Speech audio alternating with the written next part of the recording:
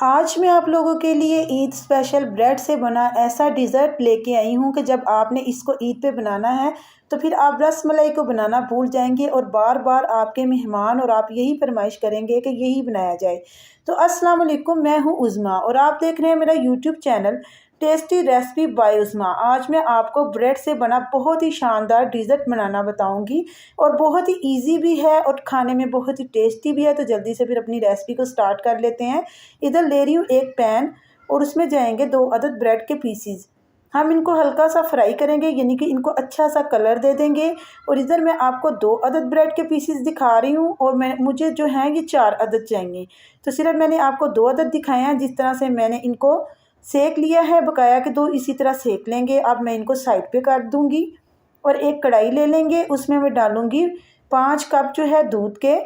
और दूध जो है ये पूरा फुल फैट होना चाहिए, यानी कि उबला हुआ नहीं होना चाहिए, थोड़ा क्रीमी होना चाहिए। आप चाहें तो आप डिब्बे का भी यूज़ कर सकते हैं और फ्रेश दूध भी जो है यूज़ कर सकते हैं।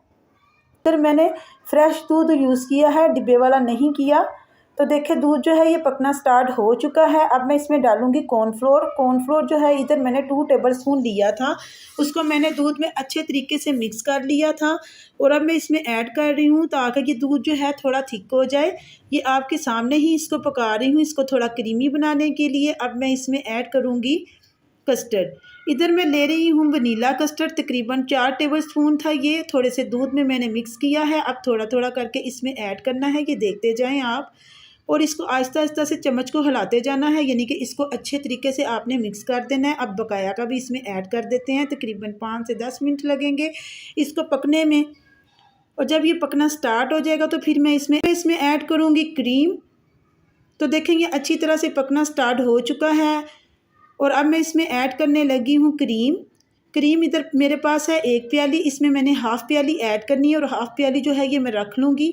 तो देखिए 3 टेबलस्पून बनेंगे ये क्रीम के, वो आपने इसमें ऐड कर देने हैं। इससे इसका फ्लेवर बहुत ही टेस्टी और यमी आएगा और क्रीमी क्रीमी आएगा।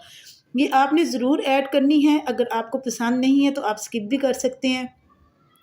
मैंने कस्टर्ड को क्रीमी बनाने के लिए इसमें क्रीम ऐड की है और इसका तो फ्लेवर मुझे बहुत ही अच्छा लगता है कस्टर्ड में और बच्चों को भी मेरे बहुत पसंद आता है। तो अब मैं इसमें ऐड कर रही हूँ शुगर। शुगर इधर मेरे पास है हाफ़ प्याली, वो इसमें ऐड कर देंगे और अच्छी तरह से इसको मिक्स कर लेंगे।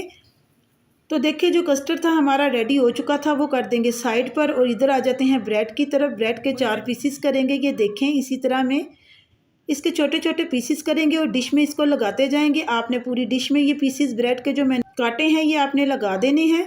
अब इस पे डालेंगे वो कस्टर्ड जो हमने तैयार किया था।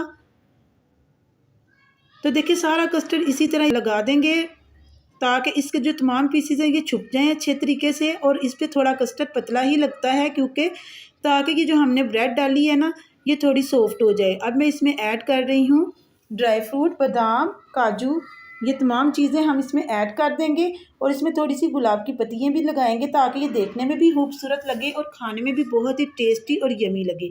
तो देखिए अब मैं इसको आपको प्लेट में निकाल के मैं अब इसको प्लेट में डाल के चेक करवा देती हूँ। ये देखने से ही कितना खूबसूरत और यमी लग रहा है, खाने में उससे भी ज़्यादा टेस्टी और मज़ेदार है। उम्मीद करती हूँ आज की वीडियो आपको पसंद आई है।